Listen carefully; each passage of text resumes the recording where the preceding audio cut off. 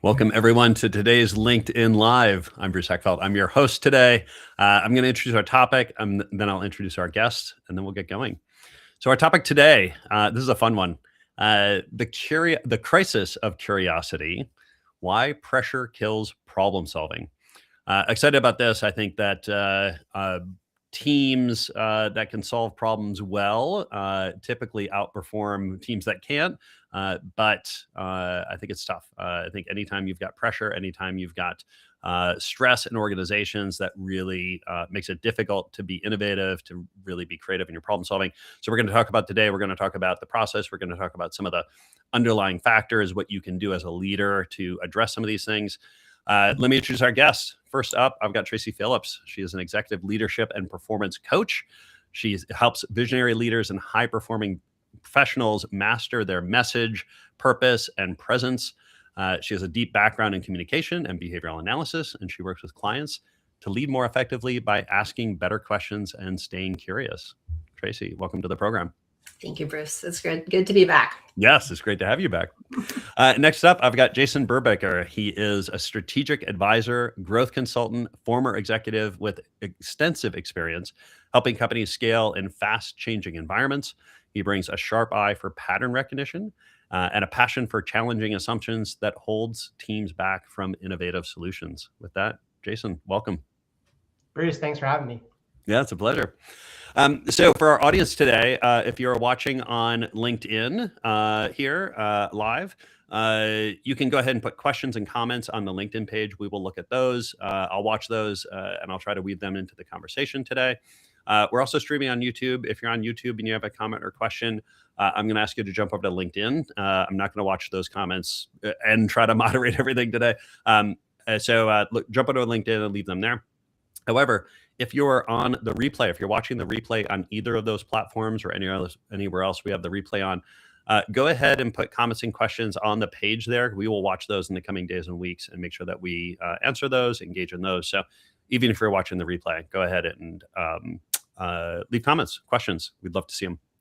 So let's get into it. Why don't we start with just kind of a question of why, like, what do you notice is really kind of shutting down teams' abilities to be creative, to be good problem solvers? Like, what do you notice that happens in teams? Jason, why don't I start with you in terms of what do you see? What are some of the situations that come up that you see that kind of ability to think creatively really kind of take a dive?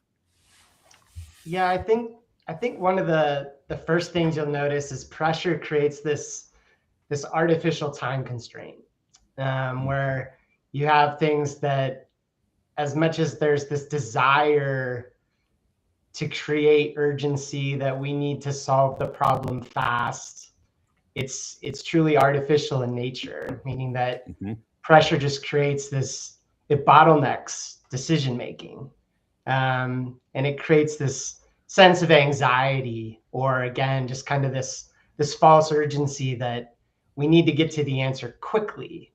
That's how we overcome this challenge. That's how we solve this problem fast. Yeah. Yeah.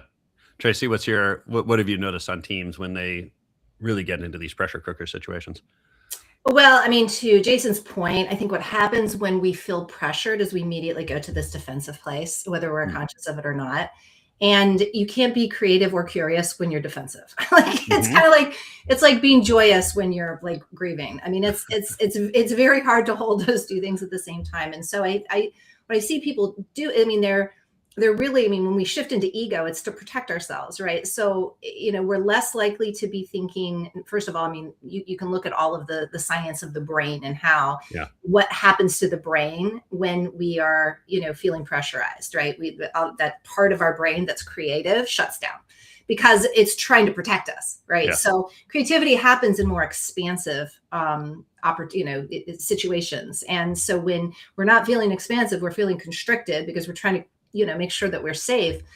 All of those abilities, natural abilities that we have to tap into our creativity and our curiosity and all that shut down. So it isn't just a shift your mindset and get, it really is. We need to feel, and I'm not saying that safety comes from outside of us either. I mean, that's a big thing for me, is that if we're constantly seeking safety, I'm not saying leaders don't create secure environments for your people, but what I'm saying is sometimes that's not available for a lot of reasons, and we can still find that within ourselves by leaning even more into curiosity, and communication. Or what are the questions we need to ask? What are some of the things, because we probably are going to be creating, the ability to demonstrate more safety and transparency if we do that.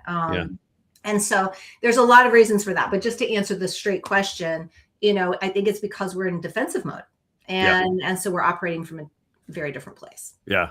So a bunch of things in both of those answers. I mean, the one thing that comes to mind, I worked with a bunch of Navy SEALs on this project for a little while. They started a company and I was working with them. But the one thing they taught me, which I love, I use this phrase all the time, is slow is smooth, smooth is fast.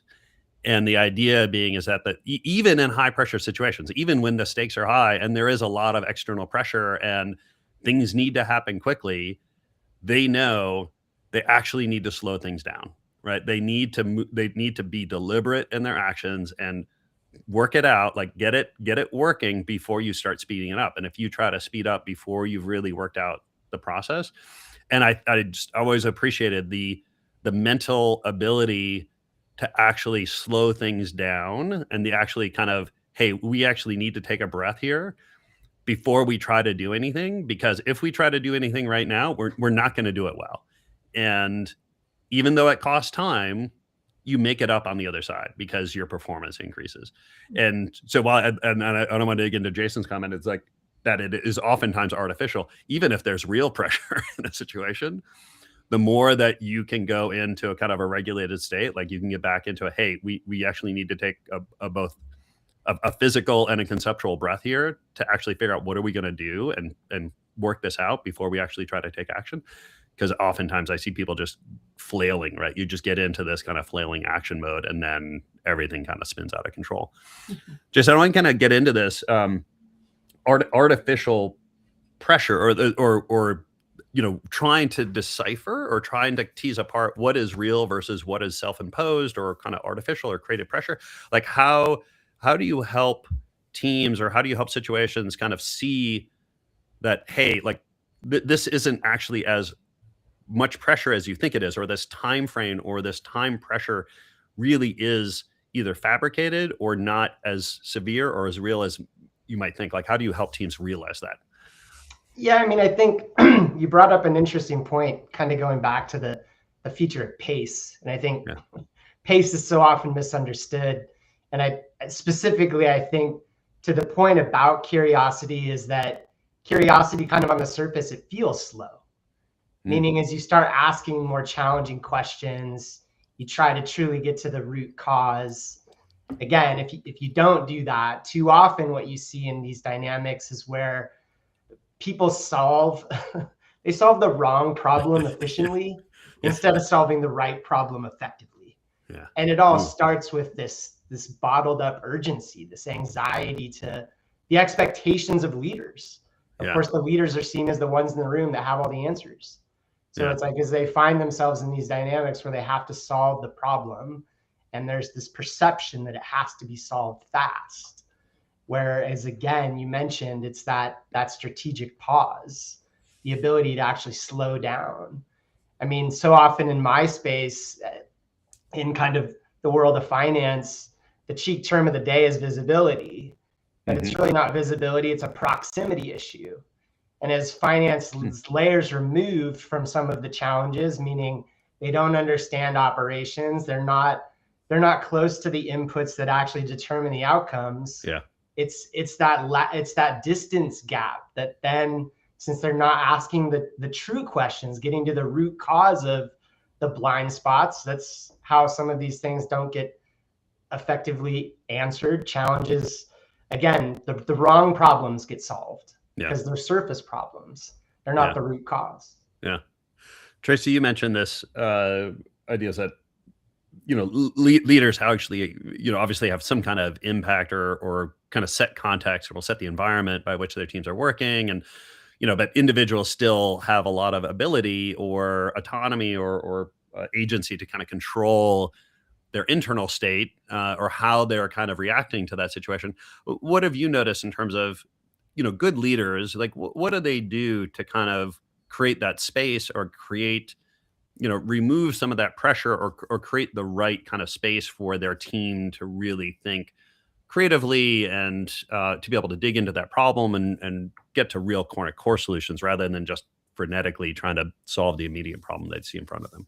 Yeah, no, that's a great question. And I wanted to say before when you were talking about the Navy SEALs is, it always reminds me of the statement, what we resist persists, Yeah. because it creates that resistance, right? And when we have the resistance, it blocks flow, right? That's just kind of simple, simple, I guess, physics. But to your question now, what I find a lot of times, again, we're talking about curiosity here. So, people also, I have found they have this thing called the leadership edge. Okay. And they have trained themselves to think they have to be pressurized in order to be on their edge, in order to produce effectively or positively.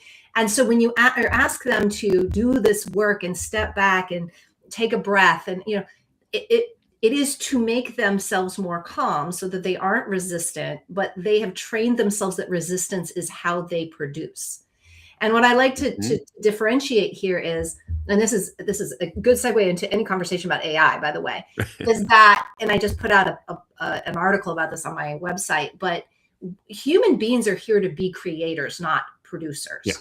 Even though since the Industrial Revolution, all of our leadership and systems have trained us into these boxes to produce, right? To be good human producers, human doings. Yeah. But in actuality, in actuality, that's what AI does really well. It is a great production machine, right? Whereas we are here to create. So what is the difference between creation and production? Well, one of the elements of that is curiosity. Right? AI doesn't get curious. AI just goes out and grabs all the information that's out there, right? Available. It's not curiosity that drives it. Yeah. But when we talk about creativity, it is curiosity that drives it, right? It is our curiosity to solve a problem or to create something new or to, reach out and try to, again, creation is something new. Oftentimes, it doesn't always mean that we've never seen it before. It's just it's maybe a different angle for that person to approach it. But it is not about the old. It's not about what's past. Everything in production is about what's past and how to just put it together effectively. Creation is something completely different. Yeah. So curiosity is a big part of being creative, right? And being innovative and being, able to solve, to Jason's point, solve the core issue problems. Right? Because a lot of times the stuff that we don't see is at play here. So we have to get curious about that. Yeah. If we're just working with what we see, right, then we're not going to get to we're going to stay at the superficial level. Yeah. So I think where people, when I'm teaching curiosity, like people say, okay, if we want to be more creative, we want to be more innovative, we want to be less resistant, we want to be all these things. How do we start to cultivate that curiosity? A lot of the stuff seems counterproductive to the way we've learned or the way we've produced value and success in the past. And so there's an unlearning to relearn. What's an example? Unlearning to reclaim how we were actually made to do things, which is funny. I get it. I'd love to see, is there an example that you have around something that is counterintuitive or something that you would do or encourage a team to do to be more curious, but that would potentially be challenging because they've got to do something the way they probably wouldn't normally do it? Or a good one. I was just having this conversation last week. So a good one is when somebody comes to you and you're having a crucial conversation and they're either bringing, this can be somebody who's a direct report to you. It could be somebody you're reporting directly to. It doesn't matter what the dynamic is, but somebody is choosing to share with you some information that is hard to hear. And, that usually, again, immediately people go to the defensive and, especially if people don't know how to communicate properly, right? That makes it even harder. But one of the things that I tell people do is you lean into the curiosity is tell me more. Yeah. When in reality, what a person wants to do is just have the person say less. Like they want to shut them down. Exactly. In reality, Stop. it's like, let's get honest. I don't want you to tell me more. I don't like what I'm hearing.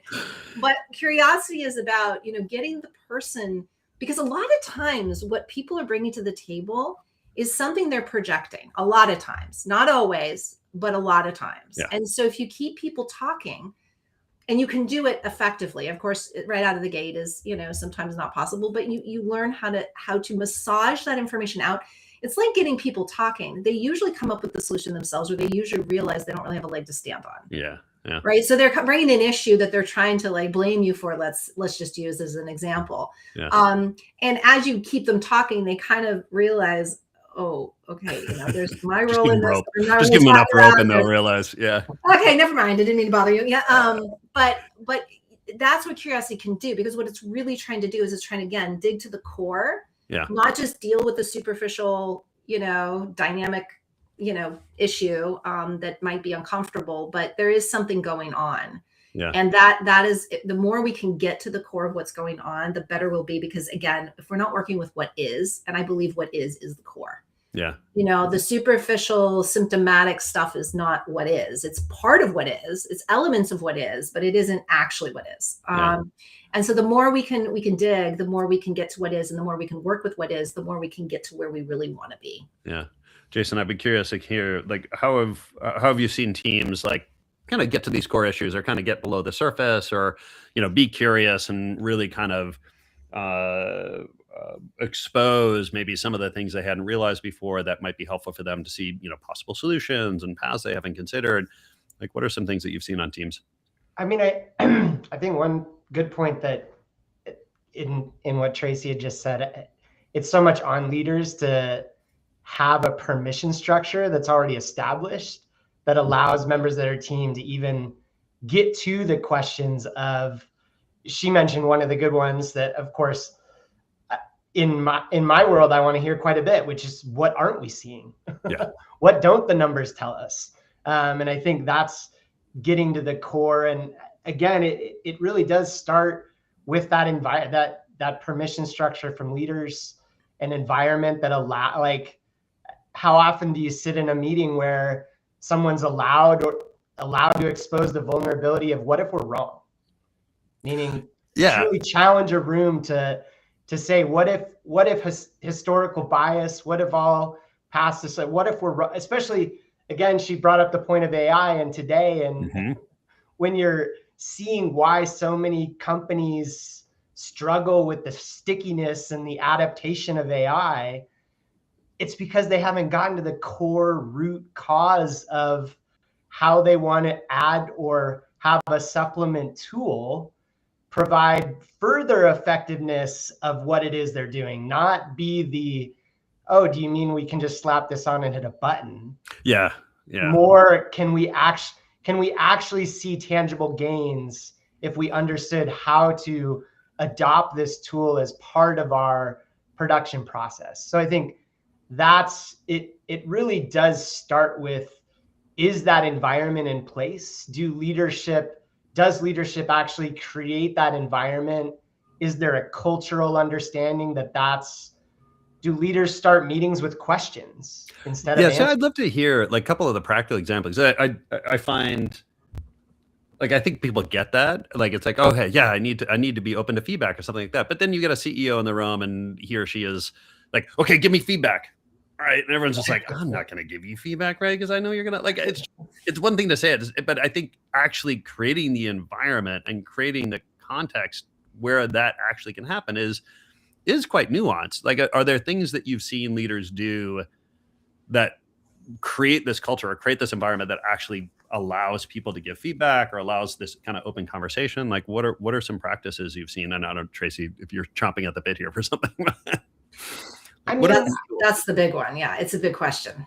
Well, yeah, and I think it really is just overcoming that ego state that curiosity isn't a vulnerability. I mean, it truly, like, you can't see it as a weakness. And the fascinating point that you bring up about the CEO is that same CEO probably leveraged curiosity to the hilt to get to the CEOs, to get that title. That's how they scaled the business. That's how they left rooms that they previously were in. So I think it's really interesting that, again, it's too often perceived as a vulnerability instead of seen as an actual asset to a room, meaning if they're not willing to be challenged on how they got there and where they sit, knowing that at the end of the day, everyone in the room appreciates their perspective, but if they're honest, there's still only one perspective. Yeah. So well, yeah, it's interesting. It's kind of to Tracy's point. One of the things I'll do with teams. So I'm obviously encourage everyone to give feedback, and training people on how to give feedback. I think is important. What I often end up focusing on more is how to receive feedback, because I find that if leaders can't receive feedback well, graciously, effectively, and kind of leaning into it, being curious, and how to actually action it, like people will stop giving it, right? Like you'll get feedback once or twice, but if people realize that I've given you feedback and you don't actually hear it, or you don't process it, or you don't do anything with it, or you shut me down every time I speak. Well, worse, yeah. There's if you get defensive, but I think even not being defensive, but not being absorbing of it, right? Like not knowing how to actually take it and be curious, but say, okay, so what about this? What about this? And then actually do things with it, like seeing people actually make changes from the feedback. You'll stop getting it, right? People will be trained to be like, it's pointless, right? I know you keep telling me you want feedback, but when you don't do anything with it, what's the point? Tracy, what have you seen in terms of leaders with what leaders can do to create this context or create this environment? Really kind of practical things that you've seen leaders do to enable that on teams. Well, and this is the premise of absolutely everything that I do. Is I always tell people it's not about what's out here. It's not about what you're creating. What you're creating is the result of what you do with yourself, right? As a leader. And so if we think about why leaders struggle with being open to receiving feedback, they have to feel safe, right? So if they're not doing that, they don't feel safe. And that has nothing to do with the room. The room could be filled with people who love them. Yeah. If they don't feel safe, it doesn't even matter what the room is filled with. It's their own issue with feeling safe. And so that's what I work with, is for my clients to discover, define, and own that which is their value. Right. And I think a lot of times it's because people struggle with where their value is. Their value creation is based on what they think it should be, or what they think people think it should be. And so it's this house of cards, because, it's the whole thing where imposter syndrome came from, is it's not really what I feel and I've owned internally. Like there's dissonance there, right? It's like I have to act as performative.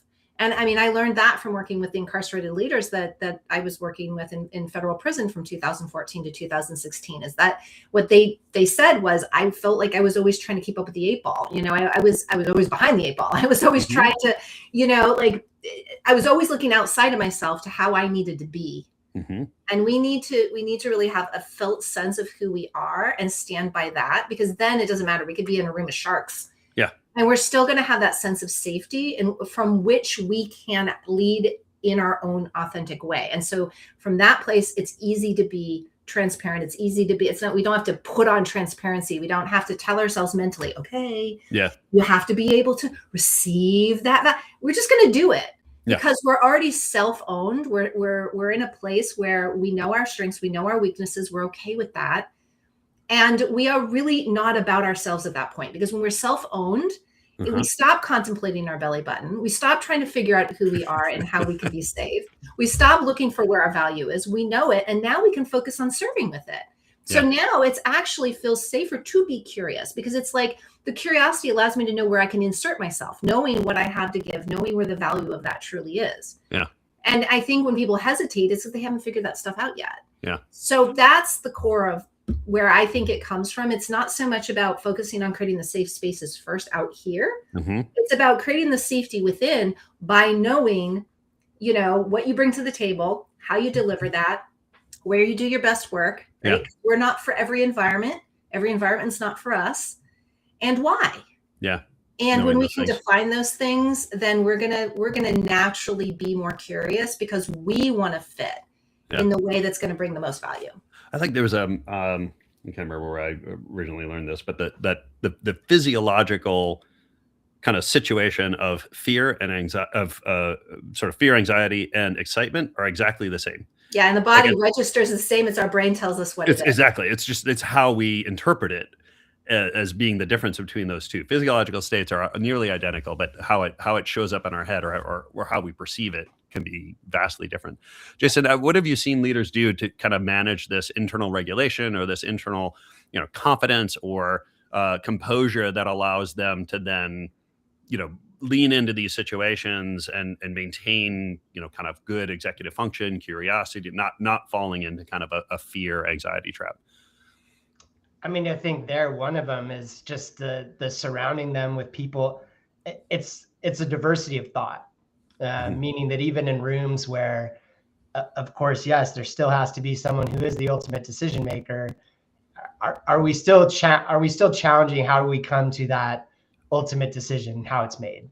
Are people comfortable surrounding themselves, again, walking into a room where there's that vulnerability? Strip the titles away, strip the experience away.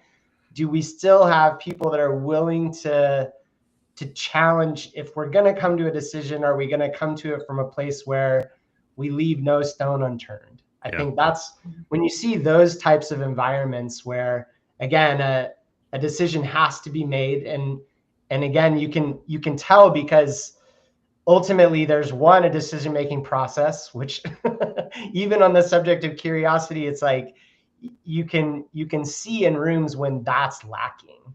And sadly, that too often is lacking because this hasn't been thought out far enough, meaning it's ultimately known who the decision maker is.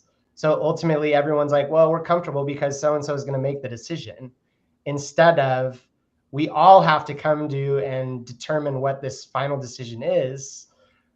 But it's our job or our role to ensure that all of the challenging questions get asked, answered before we make that decision. Yeah. One thing, so when I'm working with teams and I run these sessions, I'll usually start days with some kind of game, some kind of exercise game. And one of the reasons I love doing that is it does sort of takes them out of their normal context and takes away all the kind of really heavy stuff and allows them to work together, interact together, and even sort of get the kind of neurochemical juices going in a certain way that then we can tackle the hard things. But if we start with kind of something fun and playful, it just sets this energy tone. Like I do this one exercise where I break them into teams and I give them a certain amount of money or a certain amount of funding to go do a startup to take down your own company. Right. So they've got to go out and come up with a startup idea that would take down their own company. And it's incredible the ideas that they come up with and things they're willing to consider that they would never consider doing in the current company because, things they've done, investments, all this kind of stuff. People that come up these crazy ideas that then end up coming up later in the day in terms of strategy because they were not structured. They were not restricted to having to operate within their current system. Like they were able to kind of just consider anything. And there's something I think about creating that kind of chemical kind of cocktail in people's brains as they go into these situations that it's tough to do in these pressure situations. I'm curious, Tracy, what are some of the techniques you've used to kind of get the team just kind of working in a different way, sort of challenge some of their normal operating, kind of processes or kind of modes or patterns that they're in? How do you disrupt some of those things? Have you come up with any kind of techniques or situations that have been helpful there? Yeah, so I love what you just shared because I think it's a great one. I mean, it's like, let's think about what we're trying to get them to do, and then let's give them the ideal way to do that. Because a lot of times what we've got right in that box is not the ideal way to get those results and those answers. So to kind of literally move people out, this is why we, when we do summits or we do retreats, we like to do them somewhere else other than where people normally work or operate with one another, because it does shift the brain. The brain now is working with an environment it does not know. And so it just has us coming from a different place. So I mean, one of the things that I'm credentialed in actually is called business constellations. I refer to it as systemic orientation work. Okay. And this is when teams, because a lot of the dynamic, I mean, you know this working with teams as well, is a lot of the dynamic issues are unconscious, right? Yeah. So, you try to go at it from a conscious perspective and people are like, no, we're aligned. No, we get along. No, it's great. The reality is they're not working very effectively. And so that is one of my favorites, is that if there's a real, blockage in a team, because I don't work with teams on a norm. I work one-to-one. I'm brought in to work with, I work one-on-one with people in a team. Okay, so it introduces them. I can introduce them to ways to approach each other and have those crucial conversations and think about things from a different perspective and all of that.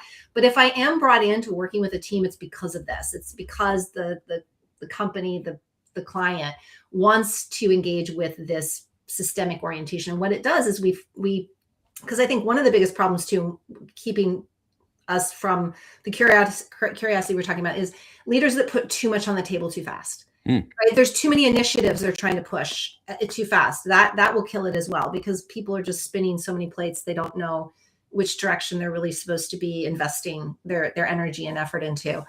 But we will orient towards one thing. Yeah. What is that one thing, that answer we need? What is that? And maybe it's that we don't, we want to know why we're not getting along. We want to know why we can't come to a resolution. That can be the one thing. Yeah. We need to have one question, not 5 or 10, right? And that becomes the orientation point. So then literally the work is around coming up, because you also know that I do work in all 4 of the intelligence that we have as humans. So I teach it to my clients. How do you know when data is coming from your cognition? How do you know when it's coming from your emotional intelligence? How do you know when it's coming from your intuition, right? And so that's really what this work is. And so it's working outside of the cognition in order to find data that we otherwise wouldn't be considering. So in other words, how do we feel? Like both emotionally, but also somatically.